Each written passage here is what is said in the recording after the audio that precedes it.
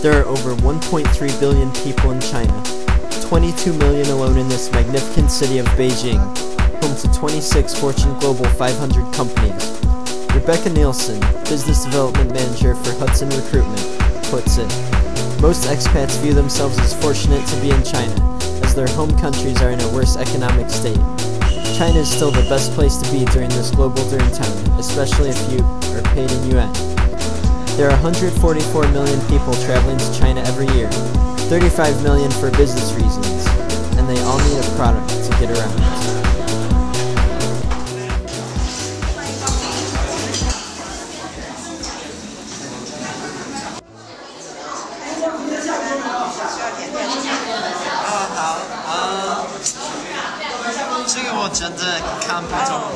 这个是我们的特色菜麻辣香锅，你可以试一下。那这个呢？这是啥？这个是鸳鸯火锅，这个也不错。你喜欢吃宫保鸡丁吗？喜欢。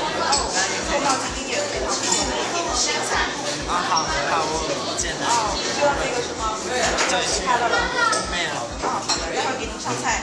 好，拜拜。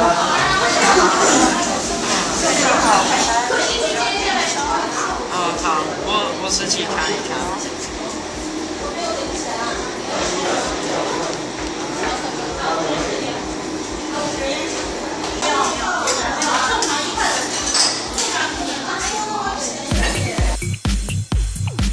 Hi, my name is James Sir, and I'm a co-founder of Translate Abroad.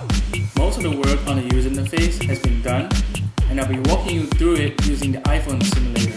As we can see from the iPhone simulator here, Translate Abroad's app has two buttons, Snap and Search.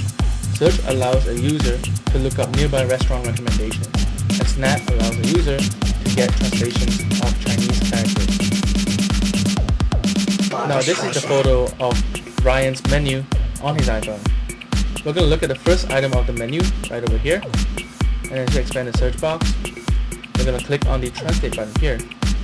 The image will be sent to the image recognition algorithm that Chun Ming will explain later on. The algorithm is currently unsure of the accuracy of the third character, so it brings up a list of 3 possible characters for the user to choose. Now, of course, by observation, the first one is the right one. And we get Chinese cabbage. If we want to listen to the pronunciation of the Chinese characters, we click on this button here, which hasn't been worked out yet. And of course, if you want to have more restaurant recommendations, we'll click on this button here. Hi, my name is Chun Ming. I'll be sharing with you how our image recognition algorithm works. Currently, we have completed a functional prototype on a software called MATLAB. Now this will be the code that will run on our application. We have collected a database of 5,000 Chinese characters in 6 different fonts to do image recognition. I will now show you how the demo is done. Firstly, I will crop the character we want to recognize and upload it to our program.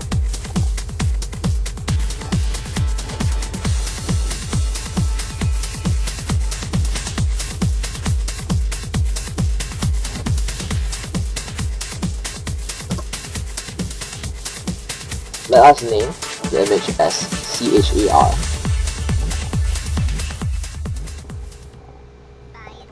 Next, we will run a program on MATLAB.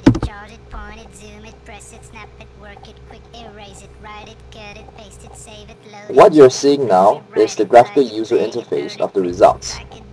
The input image that we had before is here, and the top 5 matches is displayed by the computer.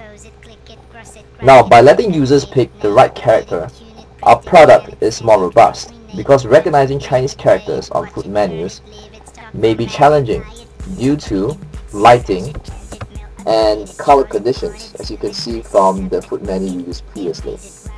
So all the user has to do right now is look at all these options he has here, and in this case pick the first one, which is the correct match.